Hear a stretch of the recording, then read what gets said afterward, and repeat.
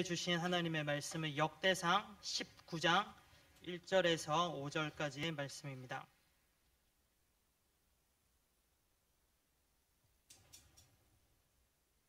역대상 19장 1절에서 5절까지의 말씀, 저와 성도님들 한 목소리로 같이 읽겠습니다.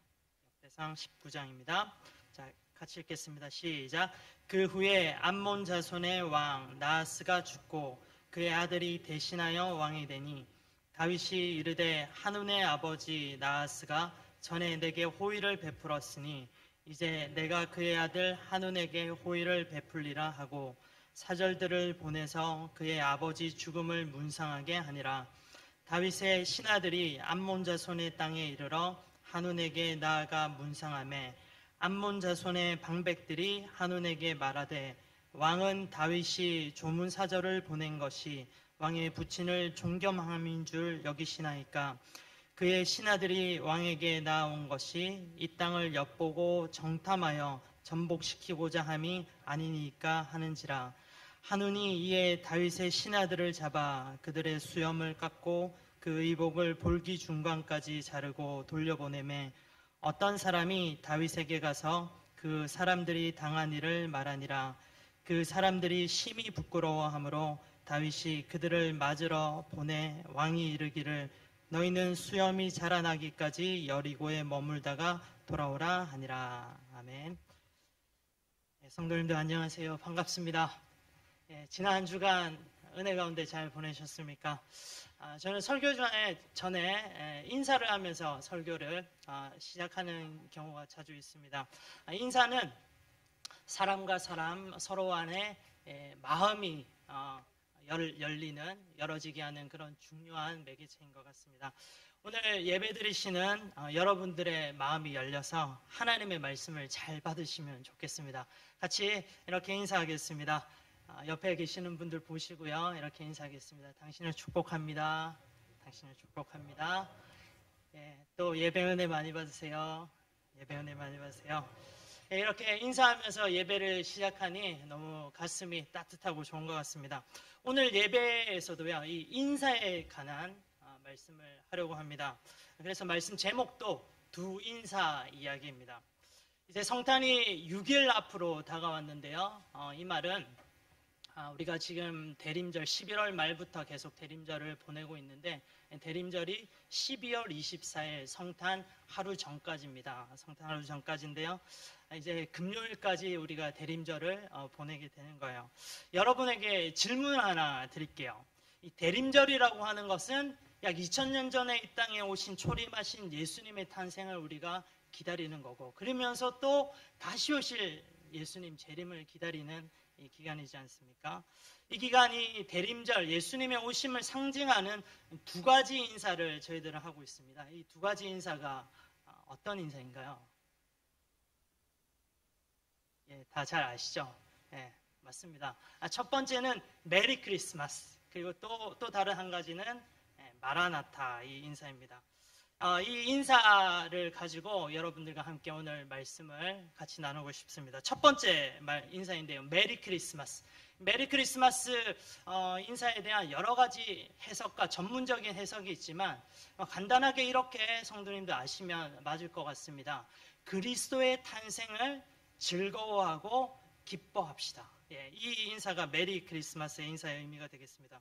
우리 그리스도인들도요, 정말로 메리 크리스마스라고 하는 이 인사의 의미와 같이 예수님이 이 땅에 오심을 기뻐하고 즐거워해야 되겠습니다.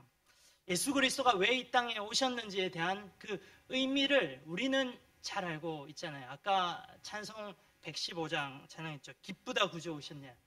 그 마음으로 우리는 이 크리스마스 성탄을 맞이하고 대림절 기간을 보내는 겁니다.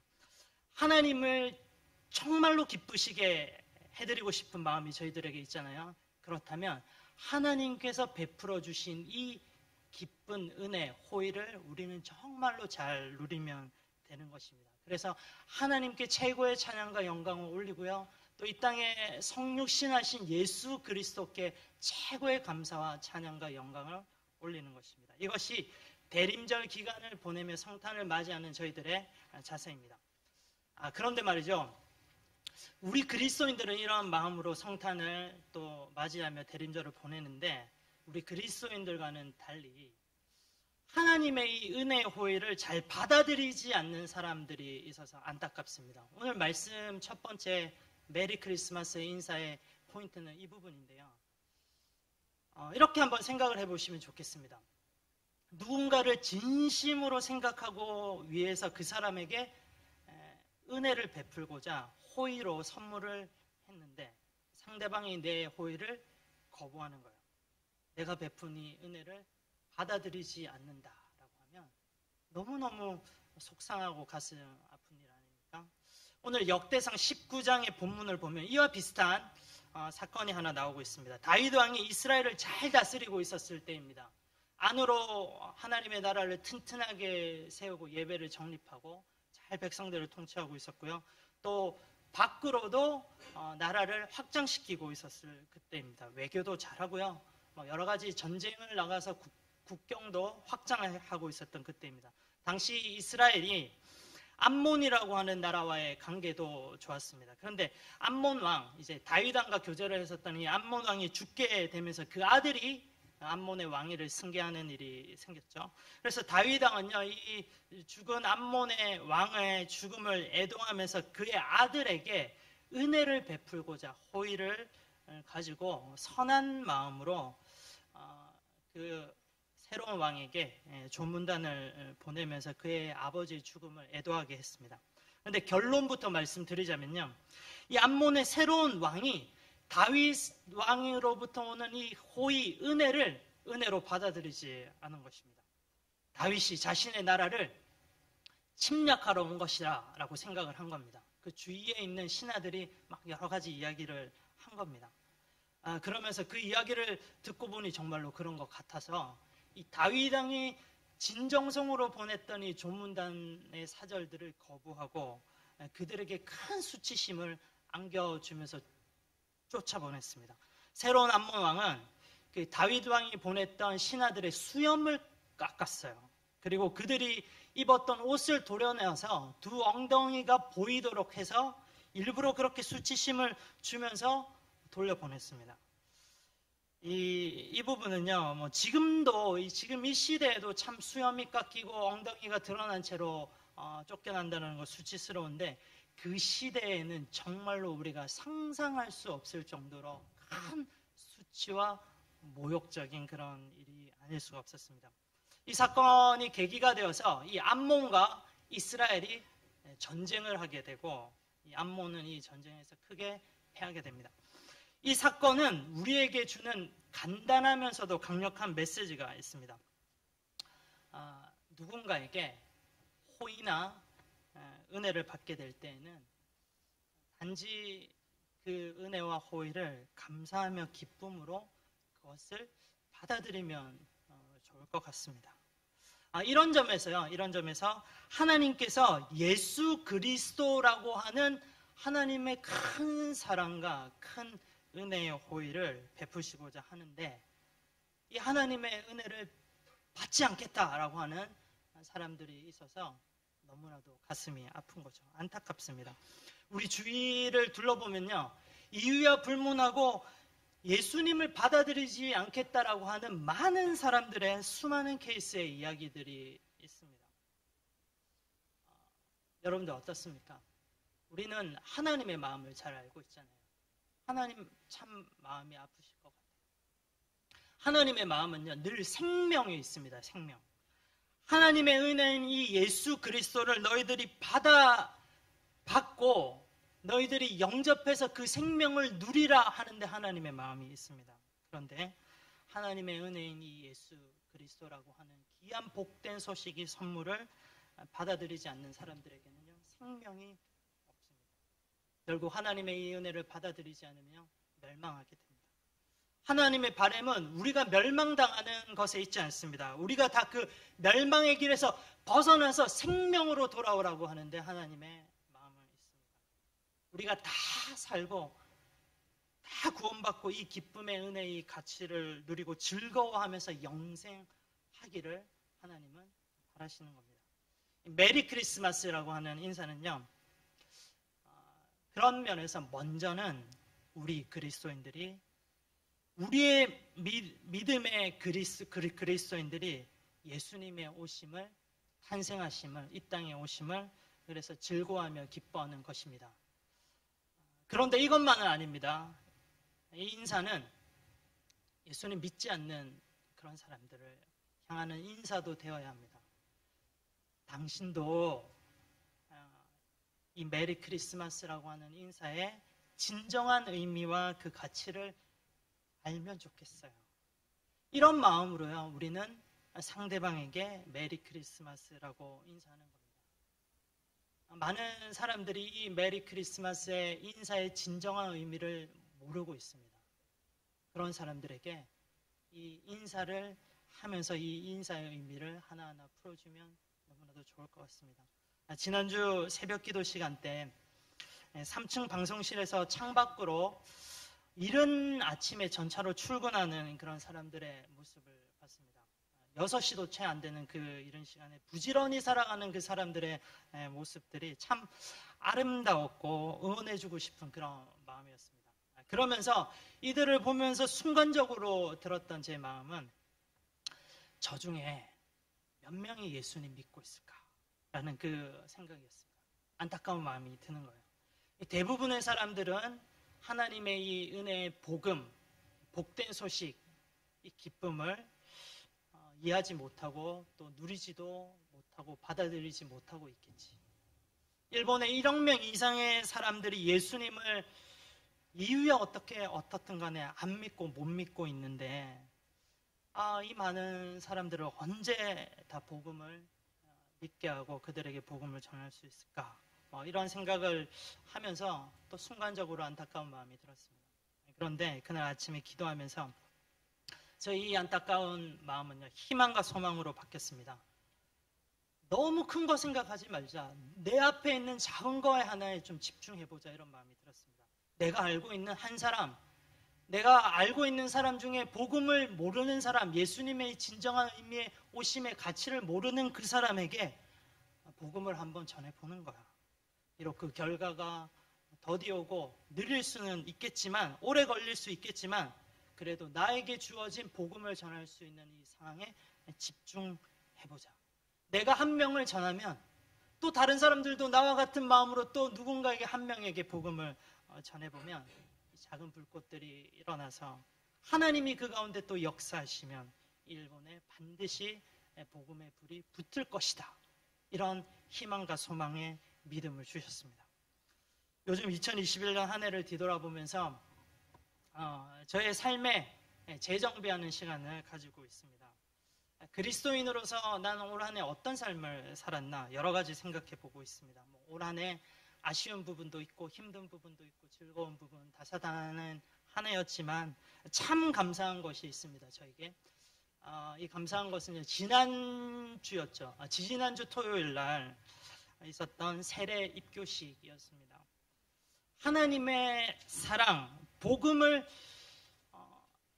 진정으로 이해하지 못했던 사람들이 복음을, 그 가치를 깨닫고 이해하고 예수님의 사람으로 살 것을 다짐하면서 많은 사람들에게 선포하는 이 세례식과 입교식에 저는 큰 은혜와 감동을 받았습니다.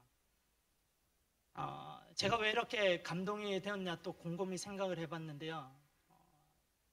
하나님께서 참 그 순간에 기뻐하고 계시겠다 생각했기 때문입니다. 이렇게 영적으로 재생산될 때 하나님 누구보다 기뻐하셨을 것입니다. 하나님 마음을 생각하니 하나님 기뻐하시는 일에 나도 그 순간에 같이 있다라고 생각하니까 너무 기뻤던 거예요.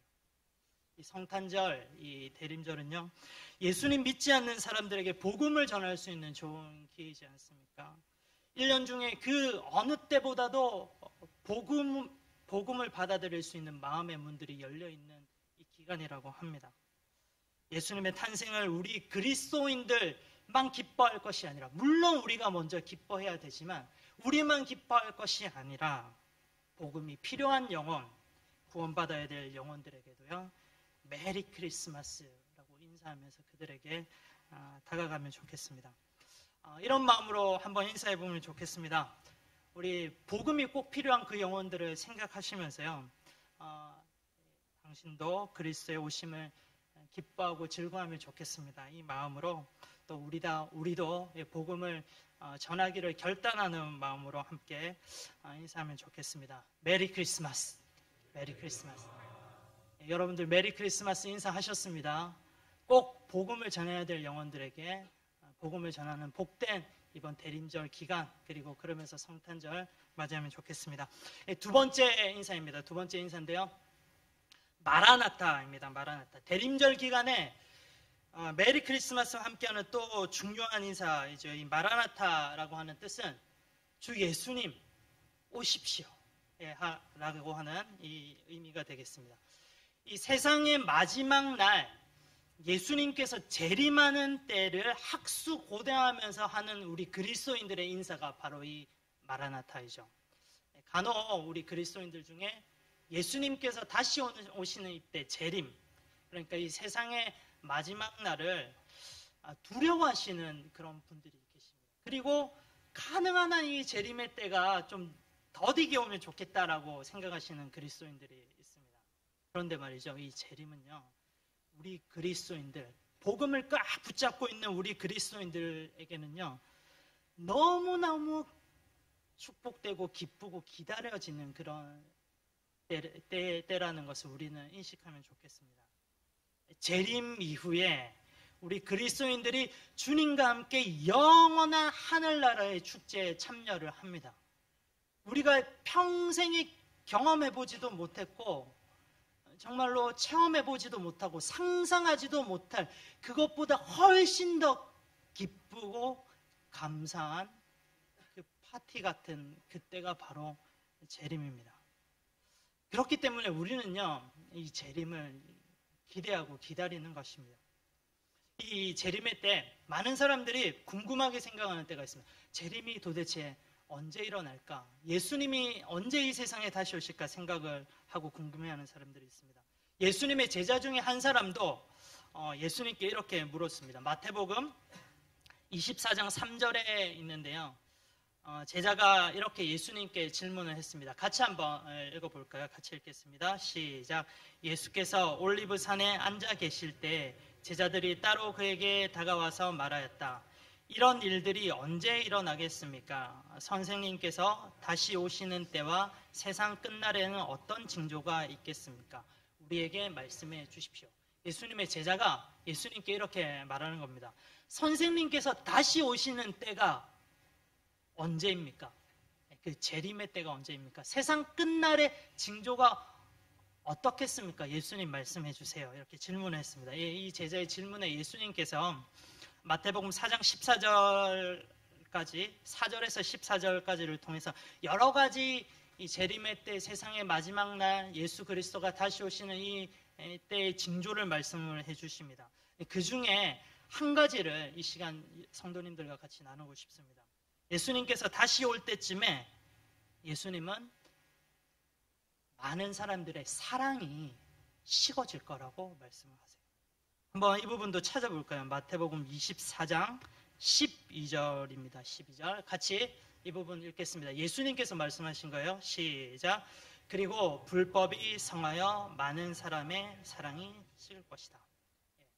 예수님이 다시 오실 때 특징 중에 징조 중에 하나가 많은 사람들의 사랑이 식어진다고 말씀하십니다. 지금 우리가 살아가는 이 시대 어떻습니까, 성도님들? 참 사랑이 식어진 것 같은 시대 아닙니까? 언제 예수님께서 다시 온다고 하셔도 전혀 이상하지 않을 때가 우리가 살아가고 있는 지금 이 시대입니다. 세상에서 들려오는 소식들, 따뜻하고 훈훈한 그런 소식보다는 참 차갑고 안타까운 그런 소식들이 훨씬 더 많은 것 같아요. 사랑이 식어진 이 세상과 시대이지만, 그렇지만 우리 그리스도인들은요, 사랑이 식어져서는 안 되겠습니다. 우리 그리스도인들은 어떻게 식어진 사랑을 말하면서 우리들의 정체를 이야기할 수 있겠습니까? 우리들의 아이덴티티를 이야기할 수가 있겠습니까? 우리가 모인 교회를 어떻게 식어진 사랑을 통해서 이야기할 수 있겠습니까? 불가능합니다. 우리 그리스도인들은요, 우리 공동체인 이 교회의 핵심은 사랑입니다. 뜨거운 사랑이에요. 뜨거운 사랑을 믿고 있는 우리들, 그 뜨거운 사랑 때문에 하나 되어 있는 우리 공동체, 우리 그리스도인들, 이 교회는요, 식어진 사랑 가지고는 절대 설명할 수 없습니다. 그런데 참으로 안타까운 부분은요, 이 시대에, 사랑이 식어져 있는 이 시대에 우리 그리스도인들의 사랑도 식어져 있는 것 아닌가 하는 그런 생각이 들어서 참 안타깝습니다. 사실 다른 사람들, 다른 그리스도인들의 이야기가 아닙니다. 저의 이야기예요. 요즘 저 자신에 대해서 뒤돌아보는 시간을 가진다고 말씀드렸죠. 그러면서 기도하는 가운데 제가 참 사랑이 식어져 있는 그런 사람이다라는 것을 제가 많이 느꼈습니다.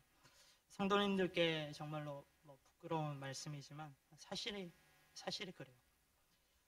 전 성도들도 사랑하지 못하는 것 같고, 가족들도 사랑하지 못하는 것 같고, 저 자신도 사랑하지 못하는 것 같았습니다. 그래서 사랑이 식어진 것 같아서 지난 몇 주 동안 굉장히 괴로웠습니다. 나와 생각이 다르거나 나에게 상처 주는 이야기를 들을 때, 또 나를 힘들게 하는 사람들을 만날 때 저는 알고 있습니다. 이런 사람들도 사랑해야지. 내 머리와 지식으로는 사랑해야 되는 거 알고 있지만, 그런데 마음이 가지 않는 겁니다. 마음이 식어서 실제로 사랑하지 못하는 모습들을 지난 몇 주 동안 느끼게 되었습니다. 어떻습니까? 성도님들은 어떤가요? 여러분들의 사랑의 온도는 몇 도 정도 되시는 것 같습니까? 난 그래도 사랑이 식지 않아서 따뜻해, 이렇게 생각하시는 분들 계시다면 너무너무 정말로 잘하고 계시는 거예요. 이 마음으로 그 뜨거운 사랑이 유지되시면 좋겠습니다. 너무너무 박수 쳐드리면서 격려해드리고 싶습니다. 너무너무 잘하십니다. 그렇지만 혹시 저처럼 사랑이 차갑게 식어져 있는 그런 분들 계십니까? 그렇다면 오늘 말씀은요, 이런 여러분들을 위한 말씀인 것 같습니다. 그리스도인들은 그 안에 있는 사랑이 식어져 있다면 마치 내가 살아는 있지만 죽어 있는 거나 다름이 없는 그런 상태입니다. 본질이 아니라 껍데기만 가지고 있는 그런 상태라고 생각하시면 되겠습니다. 사랑이 식으면요, 너무너무 춥고 추워서요, 죽을 수도 있습니다. 그렇기에 우리 그리스도인들은 늘 나의 사랑의 온도는 몇 도인지를 신경을 써야 됩니다. 혹시 내 사랑의 온도가 식어 있지는 않은지, 그렇다면 빨리 우리는 내 사랑의 온도를 높이고 데워야 되는 거예요. 우리들의 사랑을 활활 타오르는 그 뜨거운 사랑의 난로 앞에 가서 우리들의 식어있는 꽁꽁 얼었던 손과 발들을 녹여야 됩니다.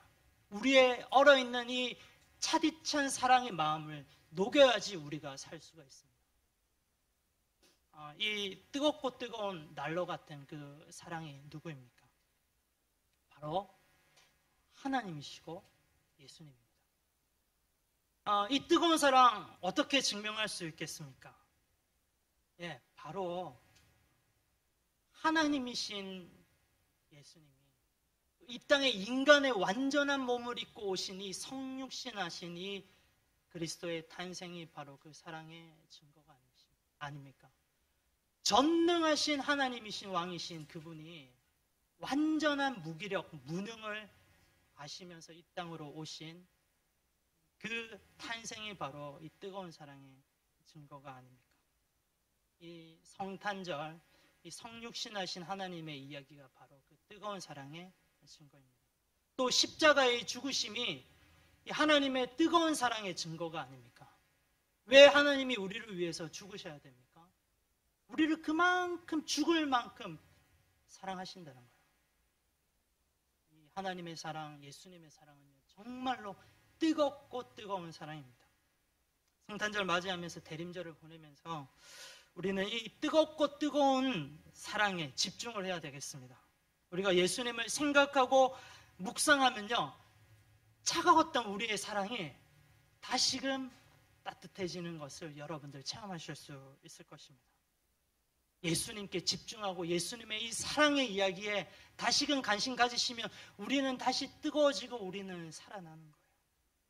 그래서 그리스도인들은요, 예수님의 사랑에 늘 따뜻하게 준비가 되어야 됩니다.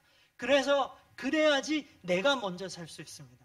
그리고 더 나아가 또 다른 누군가 사랑이 식어서 죽어가는 사람들, 복음이 필요해서 복음을 듣지 못해서 죽어가는 그런 사람들도 우리는 살릴 수 있습니다. 사랑이 식어져서 죽어가는 그 누군가에게 다시금 따뜻해진 사랑의 마음과 사랑의 손길로 그들을 손잡아주고 그들을 따뜻하게 안아주는 거예요. 그러면 우리도 살고 그 복음이 필요한 사랑이 식어져 있던 사람들도 같이 살게 됩니다. 이 세상의 끝이 다가오는 이 사랑이 식어진 이 시대에 우리 그리스도인들이 꼭 받아야 될 말씀 하나 나누면서 오늘 말씀을 마무리하고자 합니다. 베드로전서 4장 7절에서 9절 말씀입니다. 같이 이 말씀 읽겠습니다. 시작. 만물의 마지막이 가까이 왔으니 그러므로 너희는 차리고 삼가 조심하여 기도하십시오. 무엇보다도 먼저 서로 뜨겁게 사랑하십시오. 사랑은 허다한 죄를 덮어줍니다. 불평 없이 서로 따뜻하게 대접하십시오. 제가 이 부분을 개역개정의 말씀을 가지고 다시 한번 읽어보겠습니다. 이 부분은 개역개정 말씀이 더 다가오더라고요. 만물의 마지막이 가까이 왔으니 그러므로 너희는 정신을 차리고 근신하여 기도하라. 무엇보다 뜨겁게 서로 사랑할지니 사랑은 허다한 죄를 덮느니라. 서로 대접하기를 원망 없이 하고. 사랑하는 성도 여러분, 사랑이 식어지기 쉬운 이 시대에 성경은 하나님은 우리에게 권면하고 있습니다. 무엇을 권면하냐면 먼저 근신해서 기도하라라고 말씀하십니다. 이 부분이 무슨 말씀이냐면요, 우리는 뜨겁게 사랑할 수 있는 존재가 아니잖아요. 식어지기 쉬운 사랑을 가지고 있는 우리들이잖아요. 그래서 기도하라는 겁니다. 나는 사랑할 수 없는 존재인데요, 그러니까 기도해야 되는 겁니다. 예수님의 사랑이 우리 가운데 부어지면 우리는 사랑할 수 있습니다. 나는 사랑 못하지만 성령님의 은혜가 우리 가운데 부어지면 우리는 사랑할 수 있게 되는 거예요. 그러니까 하나님, 성령님, 제가 좀 사랑할 수 있도록 저를 바꿔주세요. 기도하는 거예요. 불평 없이 원망 없이 뜨겁게 사랑할 수 있도록 저를 좀 인도해 주세요. 저는 사랑이 없는 사람입니다. 그러니까 사랑할 수 있도록 인도해 주세요. 그래서 허다한 죄까지도 다 덮을 수 있는 그런 사랑의 마음을 저에게도 주세요. 이렇게 기도하는 겁니다. 그리고 이렇게 기도했다면요, 실제로 우리는 사랑을 실천해 보는 거예요. 내 힘으로 사랑할 수 없으니까 성령님께 근신하며 사랑하게 해달라고 기도했지 않습니까? 그렇다면 우리는 믿음 가지고 이 사랑을 한번 실천을 해보는 겁니다. 내가 진심으로 사랑하지 못하는 그런 사람이 떠오를 수도 있을 것 같아요. 그렇지만 우리는 하나님의 말씀을 믿고 그 말씀을 따를 순종할 각오가 되어 있잖아요. 그렇다면 도저히 사랑할 수 없는 그 한 사람도, 마치 원수와도 같은 그 한 사람도 우리는 사랑할 수가 있습니다. 왜냐하면 하나님께서 먼저 우리에게 이 사랑을 보여주셨고, 또 우리에게 그렇게 뜨겁게 원수와도 같은 사람도 허다한 죄를 덮으면서까지 서로 사랑하라고 우리에게 말씀을 해주고 계시잖아요. 하나님은 무엇보다도 뜨겁게 우리가 서로 사랑하기를 원하십니다. 하나님이 먼저 그 모습을 우리들에게 보여주셨습니다. 허다한 죄를 덮으며 원망 없이 하면서 서로 사랑하라. 이 말씀이 이 말세의 때에 식어진 사랑의 시대에 우리에게 주신 하나님의 음성입니다. 나 누구누구는 할 수 없지만 예수님의 사랑이라면, 그 뜨거운 예수님의 사랑으로 우리의 마음이 사랑이 되어졌다면 우리 누구누구는 사랑할 수 있습니다.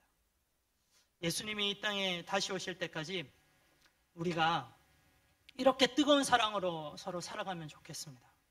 그래서 주님께서 재림하셔서 이 마지막의 때 다시 오실 때 우리들을 보시고 이렇게 칭찬하시면 좋겠습니다. 그래, 내가 너희를 그렇게 사랑했다. 너희도 그렇게 서로 뜨겁게 잘 사랑하고 있구나. 잘했다, 내 아들아. 잘했다, 내 백성아. 이렇게 칭찬해 주시는 것을 기대하면서 또 소망합니다. 성탄절 맞이하면서 대림절을 보내면서 이렇게 뜨겁게 사랑할 것을 결단하며 다시 오실 예수님을 기다리는 복된 저와 여러분들 되기를 간절히 기도합니다. 마지막으로 우리 뜨겁게 서로 사랑하겠다 결단하시면서 이렇게 인사하겠습니다. 옆에 있는 성도님들 보시면서 인사합시다. 마라나타, 마라나타. 예, 기도하겠습니다.